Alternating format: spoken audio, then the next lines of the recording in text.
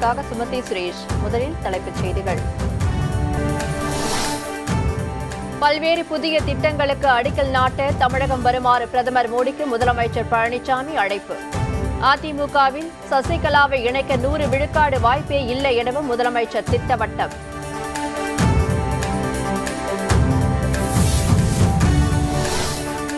முன்னூறு நாட்களுக்கு பிறகு தமிழகத்தில் 10 மற்றும் 12ஆம் வகுப்பு மாணவர்களுக்கு இன்று பள்ளிகள் திறப்பு.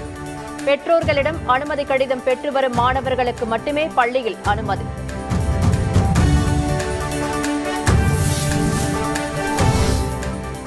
சொந்த தொகுதிக்கே ஒன்றும் செய்யாத முதலமைச்சர் 234 தொகுதிகளுக்கு என்ன செய்வார்? எடப்பாடி அருகே நடைபெற்ற கிராம சபை கூட்டத்தில் திமுக தலைவர் மு க ஸ்டாலின் கேள்வி.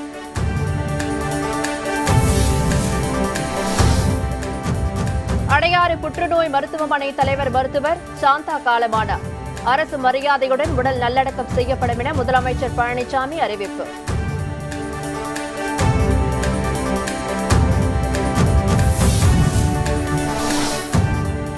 டெல்லியில் போராடும் விவசாயிகளுடன் இன்று நடைபெற இருந்த பேச்சுவார்த்தை ரத்து.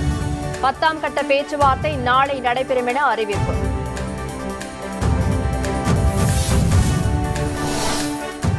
அமெரிக்க அதிபராக ஜோ பைடன் நாளை பதவியேற்பு.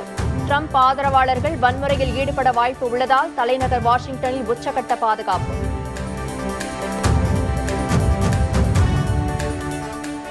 விரிவான செய்திகள். தமிழகத்தில் 10 மற்றும் 12ஆம் வகுப்பு மாணவர்களுக்கு சுமார் 10 மாதங்களுக்கு பின் இன்று மீண்டும் பள்ளிகள் திறக்கப்பட்டன. கொரோனா வைரஸ் தொற்று காரணமாக தமிழகத்தில் பள்ளிகள் கடந்த 10 மாதமாக மூடப்பட்டுள்ள நிலையில் 10 மற்றும் 12ஆம் வகுப்பு பொதுத் தேர்வு எழுதும் மாணவர்கள் நலன் கருதி இன்று முதல் தமிழகத்தில் பள்ளிகளை திறக்க அரசு உத்தரவிட்டுள்ளது. இதையடுத்து 12,000 பள்ளிகளில் படிக்கும் 15 லட்சம் மாணவ மாணவிகளில் பெரும்பாலானோர் இன்று பள்ளிக்கு சென்றனர். முன்கூட்டியே வகுப்பறைகள் தூய்மை செய்யப்பட்டு பள்ளி வளாகம் முழுவதும் கிருமிநாசினி தெளிக்கப்பட்டுள்ளன. மாணவ மாணவிகளுக்கு உடல் வெப்ப பரிசோதனை செய்த பின்னரே பள்ளிகளுக்குள் அனுமதிக்கப்பட்டனர். மேலும் பெற்றோரின் எழுத்துப்பூர்வ அனுமதி கடிதத்துடன் வரும் மாணவ மாணவிகளை மட்டுமே ஆசிரியர்கள் வகுப்பில் அனுமதிக்க வேண்டும். பள்ளிகளில் ஆசிரியர்கள் நேரடியாக கற்றல் கற்பித்தல் நடவடிக்கைகளில் ஈடுபடக்கூடாது எனவும் அறிவுறுத்தப்பட்டுள்ளது. முதல் 2 நாட்களுக்கு மாணவர்களுக்கு உளவியல் ரீதியாக கற்றல் சூழ்நிலைக்கு தயார்படுத்த வேண்டும் எனவும் ஆசிரியர்களுக்கு பள்ளிக்கல்வித்துறை உத்தரவிட்டுள்ளது. எனக்கு ஆன்லைன் கிளாஸை விட எனக்கு ஸ்கூலில் டைரெக்டாக எடுக்கிறது ரொம்ப பிடிச்சிருக்கு. எனக்கு ஆன்லைன் கிளாஸ் அங்கே சில நெட் ப்ராப்ளம்ஸ்னால என்னால் கிளாஸ் சரியாக அட்டன் பண்ண முடியாதனால எனக்கு இந்த மாதிரி டைரெக்டாக எடுக்கிறது தான் எனக்கு ரொம்ப பிடிச்சிருக்கு. எனக்கு டைரெக்டாக இருக்கிறது தான் எனக்கு கம்ஃபர்டபுளாக இருக்குதுங்க சார். ரொம்ப சந்தோஷமாக இருக்குது. இதே மாதிரி எல்லோரும் சானிடைசர் போட்டுட்டு கண்ட்ரோலாக இருந்தாங்கன்னா எனக்கு ரொம்ப சந்தோஷமாக இருக்கும். டைரெக்டாக ஸ்கூல் கண்டினியூஸாக வைப்பாங்க. கிட்டத்தட்ட 1 இயர் ஆக போகுது ஸ்கூல் திறக்காமல். ரொம்ப போரிங்காக இருந்துச்சு. வீட்லேயும் சொல்லித்தரது கொஞ்சம் புரியாமல் அந்த ஆடியோலாம் கேட்காம இருந்துச்சு. இப்போ ஸ்கூல் ஓப்பன் பண்ணிக்கிறது ரொம்ப ஹாப்பியாக இருக்குது. மிஸ் எல்லாரையும் பார்க்கறது ரொம்ப ஹாப்பியாக இருக்குது. மிஸ் கிட்ட நேர்லேயே டவுட் கேட்கலாம். தேங்க்யூ. ஆன்லைன் கிளாஸ் படிக்கிறதோட ஸ்கூலில் படிக்கிறது கொஞ்சம் பெட்டராக இருக்கும்னு நினைக்கிறேன். எங்கள் டீச்சர்ஸை நேரடியாக பார்த்து பேசுகிறதுனால இன்னும் கொஞ்சம் எங்களுக்கு ஈஸியாக இருக்கும்னு நினைக்கிறேன். ஹாப்பியாக தான் இருக்குது. ஏன்னா திருப்பி நம்ம இன்னும் நல்லா படிக்கிறதுக்கு ஒரு வாய்ப்பு இருக்குது. ஆன்லைன் கிளாஸில் அவ்வளோ இன்ட்ரெஸ்ட் இருந்து படிக்க முடியாது. இதெல்லாம் நேரடியாக படிக்க ஒரு நல்ல இதுவாக இருக்கும். இன்றைக்கி 9 மாதமாக ஸ்கூல் பிள்ளைங்களுக்கு வீட்டிலேருந்து சரியாக படிக்க முடியாமல் காரணத்தினால இன்றைக்கி ஸ்கூல் ஓப்பன் பண்ணாங்க. ரொம்ப சந்தோஷமாக இருக்குது. நல்லா பாதுகாப்பாக இருக்காங்க. ஒரு இடைவெளி விட்டு இருக்காங்க. ரொம்ப சந்தோஷமாக இருக்குங்க சார். தமிழகத்தில் புதிய திட்டங்களுக்கு அடிக்கல் நாட்ட வருகை தருமாறு பிரதமர் மோடிக்கு முதலமைச்சர் எடப்பாடி பழனிசாமி அழைப்பு விடுத்துள்ளார். டெல்லியில் பிரதமர் மோடியுடனான சந்திப்புக்கு பின்னர் முதலமைச்சர் பழனிசாமி செய்தியாளர்களை சந்தித்தார். அப்போது பேசிய அவர் காவிரி கோதாவரி இணைப்பு திட்டத்திற்கு ஒப்புதல் அளிக்க வேண்டும் என பிரதமர் மோடியிடம் கோரிக்கை வைத்ததாக தெரிவித்தார். இலங்கையிடம் உள்ள தமிழக மீனவர்களின் படகுகளை மீட்டுத்தர நடவடிக்கை எடுக்க வேண்டும் எனவும் தான் பிரதமரை வலியுறுத்தியதாக முதலமைச்சர் தெரிவித்தார். மேலும் நிவர் புரவி வெள்ள பாதிப்புகளுக்கு நிவாரணம் வழங்கவும் கோரிக்கை வைத்ததாக கூறினார். தமிழக அரசின் இந்த கோரிக்கைகளை பிரதமர் மோடி பரிசீலிப்பதாக உறுதியளித்ததாகவும் முதலமைச்சர் பழனிசாமி குறிப்பிட்டார். தொடர்ந்து பேசிய அவர் நாட்டிலேயே தமிழகம்தான் உயர்கல்வியில் சிறந்து விளங்குவதாக தெரிவித்தார். தமிழகத்தில் கடந்த 4 ஆண்டுகளில் 6 மருத்துவக் கல்லூரிகள் உருவாக்கியுள்ளதாகவும் அவர் குறிப்பிட்டார். குடிமராமத்து பணிகள் காரணமாக தமிழகத்தில் உள்ள அனைத்து நீர்நிலைகளும் நிரம்பியுள்ளதாகவும் தெரிவித்த முதலமைச்சர் பழனிசாமி சசிகலாவின் வருகையால் அதிமுகவில் எந்த மாற்றமும் ஏற்படாது எனவும் அதிமுகவில் சசிகலாவை இணைக்க 100 விழுக்காடு வாய்ப்பே இல்லை எனவும் திட்டவட்டமாக தெரிவித்தார். உள்துறை அமைச்சர் அமித்ஷாவுடனான சந்திப்பில் அரசியல் பேசவில்லை எனவும் முதலமைச்சர் விளக்கம் அளித்துள்ளார். சொந்த தொகுதியான எடப்பாடிக்கு ஒன்றும் செய்யாத முதலமைச்சர் 234 தொகுதிகளுக்கு என்ன செய்துவிட முடியும் என்று திமுக தலைவர் மு க ஸ்டாலின் கேள்வி எழுப்பியுள்ளார். முதலமைச்சர் பழனிசாமியின் சொந்த தொகுதியான எடப்பாடி அருகே உள்ள குறும்பப்பட்டியில் திமுக சார்பில் மக்கள் கிராம சபை கூட்டம் நடைபெற்றது. இதில் பங்கேற்று உரையாற்றிய மு க ஸ்டாலின், இதுவரை தான் பங்கேற்ற கிராம சபை கூட்டங்களிலேயே எடப்பாடியில்தான் அதிக அளவில் மக்கள் பங்கேற்று உள்ளதாக மகிழ்ச்சி தெரிவித்தார். உலக முதலீட்டாளர்கள் மாநாடு நடத்தி தமிழகத்தில் வேலை வாய்ப்புகளை பெருக்கப் போவதாக முதலமைச்சர் பேசியதை சுட்டிக்காட்டிய ஸ்டாலின், எடப்பாடி தொகுதியில் எத்தனை பேருக்கு வேலை கிடைத்தது என கூறினார். தனது சொந்த தொகுதியில் கூட வேலை வாய்ப்பை வழங்க முடியாத முதலமைச்சர் 234 தொகுதிகளுக்கும் என்ன செய்துவிட முடியும் என கேள்வி எழுப்பினார். இந்துக்களுக்காக குரல் கொடுக்கும் ஒரே தலைவர் முன்னாள் முதலமைச்சர் கருணாநிதிக்கு அடுத்தபடியாக திமுக தலைவர் மு க ஸ்டாலின் தான் என திமுக எம்பி கனிமொழி தெரிவித்துள்ளார். கன்னியாகுமரி மாவட்டம் நாகர்கோவிலில் திமுக சார்பில் நடைபெற்ற பொதுக்கூட்டத்தில் பங்கேற்று அவர் உரையாற்றினார். அப்போது பேசிய கனிமொழி, ஜல்லிக்கட்டு போட்டியில் 8 மாடுகளை அடக்கிய வீரருக்கு தங்க காசு என கூறி போலி தங்கத்தை முதலமைச்சர் பழனிசாமி வழங்கியதாக அவர் குற்றம் சாட்டினார். இதேபோன்று தான் போலியான ஆட்சியையும் அவர் தமிழகத்தில் நடத்தி வருவதாகவும் கனிமொழி விமர்சித்தார். அரசு திட்டங்களுக்கு போதிய நிதி இல்லை என கூறும் முதலமைச்சர் நாளிதழ்களுக்கு மட்டும் கோடி கோடியாக பணம் கொடுத்து வீண் விளம்பரங்கள் செய்து வருவதாகவும் கூறினார். கைத்தறித்துறை அமைச்சர் OS மணியன் தான் வகிக்கும் பதவியை மறந்து மேடையில் கொச்சையாக பேசிய நிகழ்வு சர்ச்சையை ஏற்படுத்தியுள்ளது. நாகையில் எம்ஜிஆரின் பிறந்த நாளையொட்டி அதிமுக சார்பில் பொதுக்கூட்டம் நடைபெற்றது. அதில் அமைச்சர் OS மணியன், அதிமுக நிர்வாகிகள் பலர் கலந்து கொண்டனர். அப்போது மேடையில் தனது உரையை தொடங்கிய அமைச்சர் OS மணியன் பொதுமக்கள் மத்தியில் கொச்சையாக பேசத் தொடங்கியதால் கீழே இருந்த தொண்டர்கள் அதிர்ச்சி அடைந்தனர். இந்த அநாகரிகமான பேச்சு அவரது பெயருக்கு முன்னால் இருக்கும் மாண்புமிகு என்ற வார்த்தையை கேள்விக்குறியாக்கியுள்ளது. கிட்டத்தட்ட அக்காவுக்கு நான் பார்த்ததுலேருந்து இப்படி தான் இருக்கு. சில பேர் அப்படியே தட்டிட்டு கிளம்பி போயிட்டு இருக்கிறதையும் பார்க்குறேன். சில பேர் அப்படியே தட்டிட்டு கிளம்பி போயிட்டு இருக்கிறதையும் பார்க்குறேன். முன்னதாக பேசிய அமைச்சர் OS மணியன், முதலமைச்சர் பழனிசாமி ஓபனிங் பேட்ஸ்மேனாக களத்தில் இறங்கி அவுட் ஆகாமல் 234 ரன்களை எடுப்பார் என கூறினார். அனைத்து இந்திய அண்ணா திமுக வேட்டியை பார்த்தாலே இன்றைக்கு வணக்கம் சொல்லுகிற நிலைமையை, வாழ்த்துகிற நிலைமையை, வரவேற்கிற நிலைமையை தமிழகம் பூராவும் பார்க்கிறோம். அது மட்டும் இல்லை, இன்னும் எஞ்சியிருக்கிற நாட்கள் ஒரு 40 நாட்கள் மிச்சம் இருக்கிறது. இந்த 40 நாட்களில் இதுவரைக்கும் ஐடிவியில் இருக்கிற நம்ம சகோதரர்கள் இதுவரை சிக்ஸர் அடித்தார் நம்முடைய முதலமைச்சர் என்றுதான் சொல்லிக் கொண்டிருக்கிறார்கள்.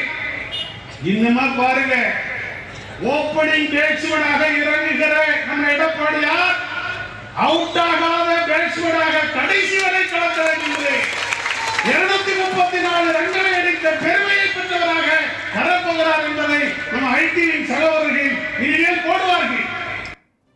புகழ்பெற்ற புற்றுநோய் மருத்துவ நிபுணரும் சென்னை அடையாறு புற்றுநோய் ஆராய்ச்சி மையத்தின் தலைவருமான டாக்டர் சாந்தா வயது முதிர்வு காரணமாக இன்று காலமானார். மூச்சு திணறலால் பாதிக்கப்பட்டிருந்த மருத்துவர் சாந்தா சென்னை அப்போலோ மருத்துவமனையில் இதய நோய் சம்பந்தமாக சிகிச்சை பெற்று வந்த நிலையில் இன்று உயிர் பிரிந்தது. அவருக்கு வயது 93. மருத்துவர் சாந்தாவின் உடல் பொதுமக்களின் அஞ்சலிக்காக அடையாறு கேன்சர் இன்ஸ்டிடியூட்டில் வைக்கப்பட உள்ளது. புற்றுநோய் என்றாலே கொடூரமான நோய் என்று இருந்த காலகட்டத்தில் எல்லா புற்றுநோய்களுக்கும் தீர்வு உண்டு என மக்கள் மனதில் நம்பிக்கையை விதைத்தவர் மருத்துவர் சாந்தா. 90 வயதை கடந்த பின்னரும் அவர் அயராது மருத்துவ பணியாற்றி வந்தார். 1954ஆம் ஆண்டு 12 படுக்கைகளுடன் குடிசையில் இயங்கி வந்த அடையாறு கேன்சர் இன்ஸ்டிடியூட்டை உலகத்தரம் வாய்ந்த புற்றுநோய் சிகிச்சை மையமாக மாற்றியதில் இவர் பெரும் பங்காற்றினார். இவரது தன்னலமற்ற மருத்துவ சேவையால் அடையாறு புற்றுநோய் மருத்துவமனை சாதனைகள் பலவற்றை படைத்துள்ளது. இவரது மருத்துவ சேவையை கௌரவப்படுத்தும் விதமாக மகசேசே, பத்ம விபூஷன் ஆகிய விருதுகளுக்கு இவருக்கு வழங்கப்பட்டுள்ளன. உலகில் எந்த மூலையில் புற்றுநோய்க்கு புதிய மருந்து கண்டுபிடிக்கப்படவிட்டாலும் உடனடியாக அதனை அடையாறு மருத்துவமனையில் அறிமுகம் செய்வதில் தீரா தாகம் கொண்டவர் மருத்துவர் சாந்தா. மருத்துவர் சாந்தாவின் மறைவுக்கு முதலமைச்சர், அரசியல் கட்சி தலைவர்கள் என பலரும் இரங்கல் தெரிவித்து வருகின்றனர். மருத்துவர் சாந்தா உடல் நலக்குறைவால் காலமானார் என்ற செய்தியை கேட்டு வேதனை அடைந்ததாக திமுக தலைவர் மு க ஸ்டாலின் தெரிவித்துள்ளார். ஏழைகளும் புற்றுநோய்க்கு எளிதில் சிகிச்சை பெற அர்ப்பணிப்புடன் உழைத்தவர் மருத்துவர் சாந்தா எனவும் அவர் புகழாரம் சூட்டியுள்ளார். புற்றுநோய் மருத்துவத் துறையில் மைல்கல்லாக திகழ்ந்தவர் மருத்துவர் சாந்தா என ஐஜேகே நிறுவனரும் பெரம்பலூர் நாடாளுமன்ற உறுப்பினருமான டாக்டர் பாரிவேந்தர் தெரிவித்துள்ளார். சாதாரண சாமானிய மக்களும் நவீன தரத்திலான சிகிச்சை பெறுவதற்கு தன் அடையாறு புற்றுநோய் மருத்துவமனையை அர்ப்பணித்தவர் எனவும் டாக்டர் பாரிவேந்தர் புகழாரம் சூட்டியுள்ளார். ஏழை எளிய மக்களின் நம்பிக்கையாக விளங்கிய மருத்துவர் சாந்தாவின் மறைவு மருத்துவத்துறைக்கும் தமிழக மக்களுக்கும் ஈடு செய்ய முடியாத இழப்பு என ஐஜேகே தலைவர் ரவி பச்சமுத்து தெரிவித்துள்ளார். இதேபோல் மருத்துவர் சாந்தாவின் இழப்பு தமிழகத்துக்கும் மருத்துவத்துறைக்கும் மிகப்பெரிய பேரிழப்பு என முதலமைச்சர் பழனிசாமி தெரிவித்துள்ளார். 65 ஆண்டுகளுக்கு மேலாக தனது ஓய்வற்ற சமூக சேவையால் அனைத்து தரப்பு மக்களின் அன்பையும் பெற்றவர் மருத்துவர் சாந்தா என துணை முதலமைச்சர் ஓ பன்னீர்செல்வம் புகழாரம் சூட்டியுள்ளார். இதேபோல் மருத்துவர் சாந்தாவின் மறைவுக்கு இரங்கல் தெரிவித்துள்ள விசிக தலைவர் திருமாவளவன் இந்திய அரசின் உயரிய விருதான பாரத ரத்னா விருது வழங்கி அவரது ஈடு இணையற்ற ஈகத்தை போற்றி சிறப்பிக்க வேண்டும் என கேட்டுக் கொண்டுள்ளார். கொடூரமான புற்றுநோயிலிருந்து மக்களை காப்பாற்ற முடியுமா என்று ஏங்கிக் கொண்டிருந்த நேரத்தில் அதற்கு ஒரு மருத்துவமனை அமைத்து என்ன பயன் என்ற கேள்வி எழுந்த நேரத்தில் அந்த மருத்துவமனை அமைப்பதன் மூலம் அந்த நோயை எதிர்த்து போராட முடியும், மக்களை அந்த நோயிலிருந்து பாதுகாக்க முடியும் என மிகப்பெரிய உறுதியோடு செயல்பட்டவர் டாக்டர் சாந்தா அவர்கள். இன்றைக்கு சென்னையில் இருக்கிற அடையார் அந்த புற்றுநோய் மருத்துவமனை என்கிற அந்த நிறுவனத்தை நிறுவி பல்லாயிரக்கணக்கான புற்றுநோய் நோயாளிகளுக்கு சிகிச்சை அளித்து அவரை உயிரை பாதுகாக்கல மிகப்பெரிய பணியாற்றியவர். வாழ்நாள் முழுவதும் தன்னுடைய எந்த லட்சியத்தை மேற்கொண்டாரோ அந்த லட்சியத்திலேயே கடைசி மூச்சு வரை பணியாற்றியிருக்கிறார் என்பது பெருமைப்படத்தக்கது. டாக்டர் சாந்தா நிறைய பேர் இந்த உலகத்தில் கடவுள் வந்தால் எப்படி இருக்கும்னு நினைப்பாங்க.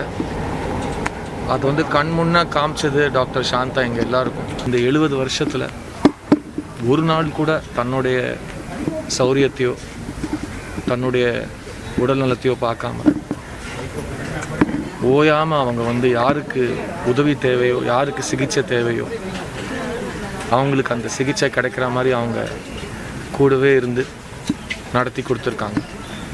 என்னை பொறுத்த வரைக்கும் டாக்டர் சாந்தா நம்ம எல்லாருக்கும் கடவுள் தான். மருத்துவர் சாந்தாவின் மறைவுக்கு பிரதமர் மோடி இரங்கல் தெரிவித்துள்ளார். இதுகுறித்து ட்விட்டரில் பதிவிட்டுள்ள அவர் புற்றுநோய் சிகிச்சைக்காக பாடுபட்ட சாந்தா என்றும் நினைவு கூறப்படுவார் என புகழாரம் சூட்டியுள்ளார். புற்றுநோயால் பாதிக்கப்பட்ட ஏழை எளிய மக்களுக்கு அடையாறு புற்றுநோய் மருத்துவமனை சிறந்த சேவையாற்றி வருவதாகவும் பிரதமர் மோடி தெரிவித்துள்ளார். கடந்த 2018ஆம் ஆண்டு அடையாறு புற்றுநோய் மருத்துவமனைக்கு வருகை தந்ததையும் பிரதமர் மோடி நினைவு கூர்ந்துள்ளார். இந்த நிலையில் மருத்துவர் சாந்தாவின் மருத்துவ சேவையை கௌரவிக்கும் விதமாக அவரது உடலை காவல்துறை மரியாதையுடன் நல்லடக்கம் செய்ய முதலமைச்சர் பழனிசாமி உத்தரவிட்டுள்ளார். ஆஸ்திரேலிய அணிக்கு எதிரான 4வது டெஸ்ட் கிரிக்கெட் போட்டியில் இந்திய அணி வெற்றி பெற்று வரலாற்று சாதனை படைத்துள்ளது. இரு அணிகளுக்கும் இடையேயான 4வது டெஸ்ட் போட்டி பிரிஸ்பேனில் உள்ள காபா மைதானத்தில் நடைபெற்றது. முதல் இன்னிங்ஸில் ஆஸ்திரேலியா 369 ரன்களும் இந்தியா 336 ரன்களும் எடுத்தனர். இதனைத் தொடர்ந்து ஆஸ்திரேலிய அணி தனது 2வது இன்னிங்ஸில் 294 ரன்களுக்கு ஆட்டமிழந்தது. இதையடுத்து 328 ரன்கள் எடுத்தால் வெற்றி என்ற இலக்குடன் இந்திய அணியினர் தங்களது 2வது இன்னிங்ஸை தொடங்கினர். நின்று விளையாடுவார்கள் என எதிர்பார்க்கப்பட்ட ரோஹித் சர்மா 7 ரன்களிலும் ரஹானே 24 ரன்களிலும் ஆட்டமிழந்தது ஏமாற்றம் அளித்த நிலையில் சுப்மன் கில் 91 ரன்கள் எடுத்து இந்திய அணிக்கு வலு சேர்த்தார். பின்னர் புஜாரா 56 ரன்களிலும் மயங்க் அகர்வால் 9 ரன்களிலும் வாஷிங்டன் சுந்தர் 28 ரன்களிலும் ஆட்டமிழந்தனர். இதன்படி பரபரப்பான இன்றைய ஆட்டத்தில் இந்திய அணியினர் 3 விக்கெட்டுகள் வித்தியாசத்தில் வெற்றி பெற்றனர். சிறப்பாக விளையாடிய விக்கெட் கீப்பர் ரிஷப் பண்ட் 89 ரன்கள் எடுத்தார்.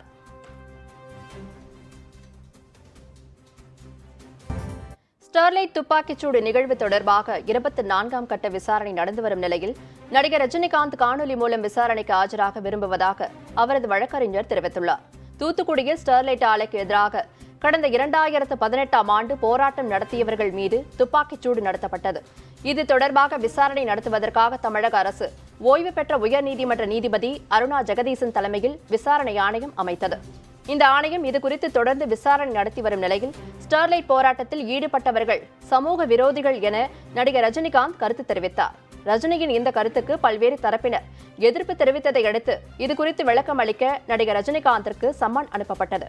இந்த நிலையில் இதற்கான 24ஆம் கட்ட விசாரணை தொடங்கி நடைபெற்று வருகிறது. இதில் நடிகர் ரஜினிகாந்த் ஆஜராகி விளக்கம் அளிப்பார் என எதிர்பார்க்கப்பட்ட நிலையில் விசாரணைக்காக அவரது வழக்கறிஞர் இளம்பாரதி ஆஜராகியுள்ளார். மேலும் நடிகர் ரஜினிகாந்த் காணொலி மூலம் விசாரணைக்கு ஆஜராக விரும்புவதாகவும் அவர் தெரிவித்துள்ளார்.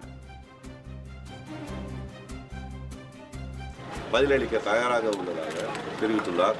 அந்த மனுவை பரிசீலித்து உத்தரவு பிறப்பிக்கப்படும் என்று சொல்லியிருக்கிறார்கள். 2-3 மாதங்கள் கழித்து சென்னையில் கூட இந்த விசாரணை நடக்கும் என்று தெரிவித்தார். கொரோனா காலத்தில் அரசியல் கட்சியினர் பொதுக்கூட்டங்கள், பேரணிகளை நடத்த தடை விதிக்க முடியாது என உயர்நீதிமன்ற மதுரை கிளை தெரிவித்துள்ளது. கொரோனா காலத்தில் அரசியல் கட்சியினர் பொதுக்கூட்டங்கள், பேரணிகளை நடத்த தடை விதிக்க கோரி உயர்நீதிமன்ற மதுரை கிளையில் வழக்கு தொடரப்பட்டது. இந்த வழக்கு இன்று விசாரணைக்கு வந்தபோது கொரோனா தடுப்பு நடவடிக்கையில் அரசு போதிய கவனம் செலுத்தி நடவடிக்கைகள் எடுத்து வருவதாக நீதிமன்றம் தெரிவித்தது. எனவே பொதுக்கூட்டங்கள், பேரணிகளை நடத்த தடை விதிக்க முடியாது என தெரிவித்த நீதிமன்றம் இந்த வழக்கை முடித்து வைத்து உத்தரவிட்டது. மாஸ்டர் படம் வெளியாவதற்கு முன்னரே தனியார் நிறுவன ஊழியர் ஒருவர் படக்காட்சிகளை வெளியிட்ட நிலையில் அந்த ஊழியர் பணிபுரியும் நிறுவனத்திடம் 25 கோடி ரூபாய் இழப்பீடு கேட்டு நோட்டீஸ் அனுப்பப்பட்டுள்ளது. பொங்கல் பண்டிகையை முன்னிட்டு நடிகர் விஜய் நடிப்பில் உருவான மாஸ்டர் திரைப்படம் கடந்த 13ஆம் நாள் திரையரங்கில் வெளியானது. ஆனால் படம் திரையரங்குகளில் வெளியாவதற்கு முன்னரே அப்படத்தின் சில காட்சிகள் சமூக வலைதளங்களில் வெளியானது. இதனால் படக்குழுவினர் அதிர்ச்சி அடைந்தனர். இதனையடுத்து படக்காட்சிகளை யாரும் ஷேர் செய்ய வேண்டாம் என அப்படத்தின் இயக்குநர் லோகேஷ் கனகராஜ் அறிவுறுத்தினார்.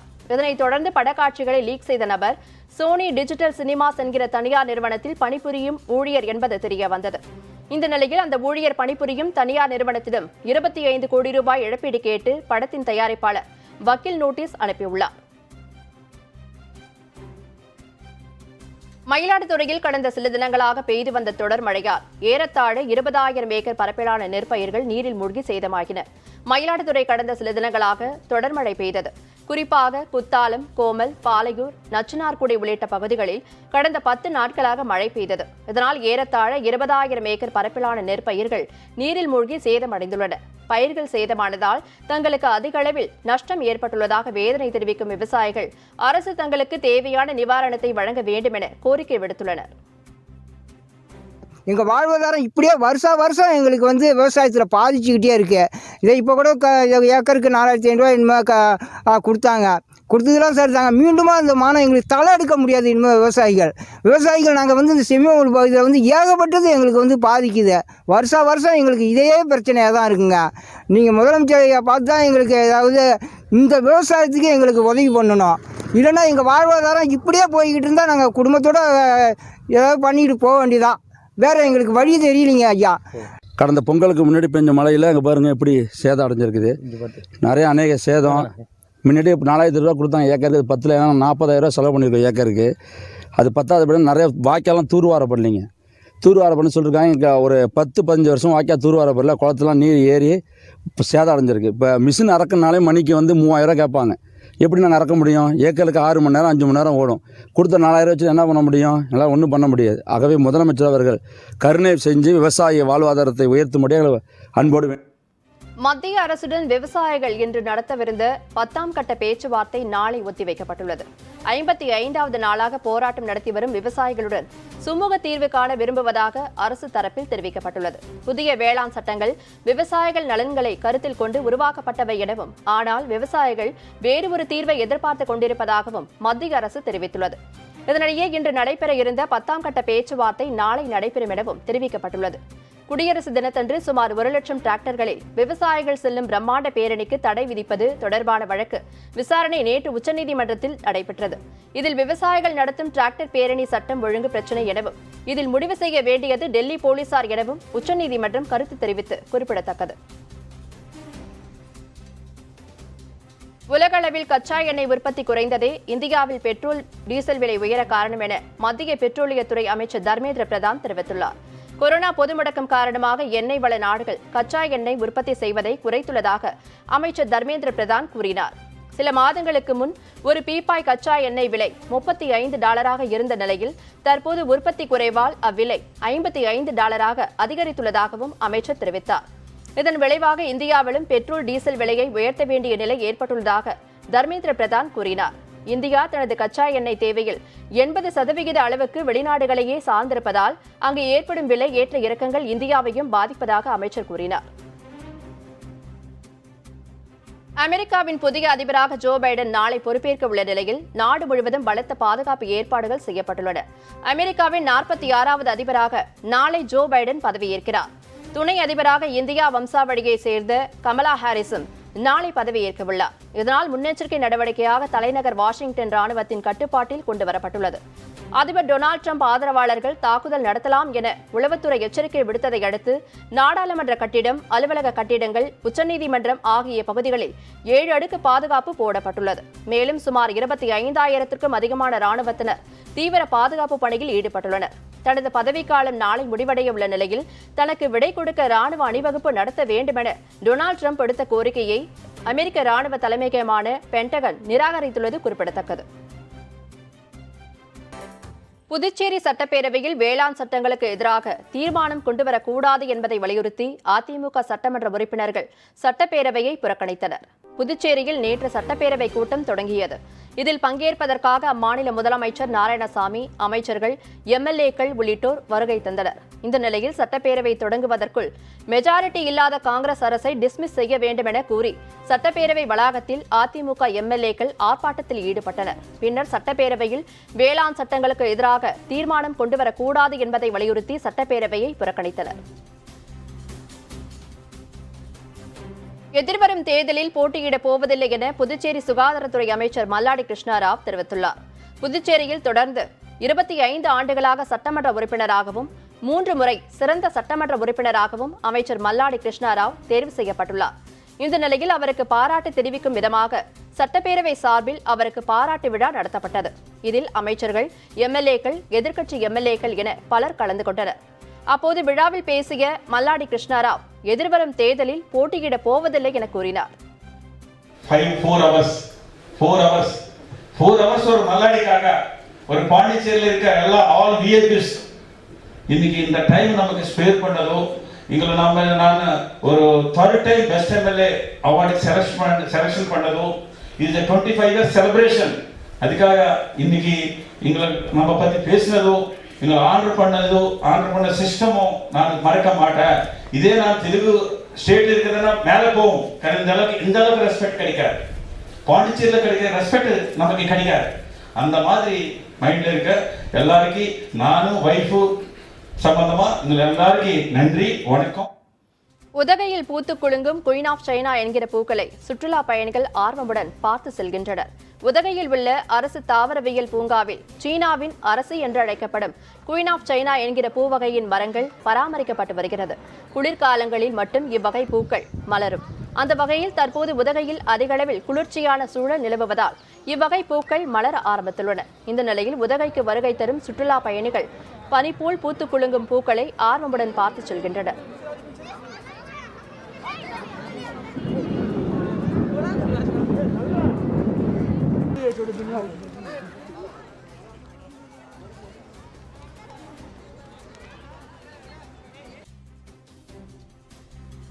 திண்டுக்கல் அடுத்த பழனி மலைக்கோயில் திருமஞ்சன பாதையில் கிடந்த ராட்சத மலைப்பாம்பை தீயணைப்புத் துறையினர் பிடித்து வனத்துறையிடம் ஒப்படைத்தனர். பழனி தெற்கு கிரிவீதியில் இருந்து மலைக்கோயிலுக்கு செல்ல திருமஞ்சன பாதை உள்ளது. இந்த நிலையில் திருமஞ்சன பாதையில் ராட்சத மலைப்பாம்பு ஒன்று கிடப்பதாக தீயணைப்புத் துறையினருக்கு தகவல் கிடைத்துள்ளது. இதையடுத்து நிகழ்விடத்திற்கு சென்ற தீயணைப்புத் துறையினர் அந்த ராட்சத மலைப்பாம்பை லாவகமாக பிடித்தனர். பின்னர் அதனை பத்திரமாக வனத்துறையினரிடம் ஒப்படைத்தனர்.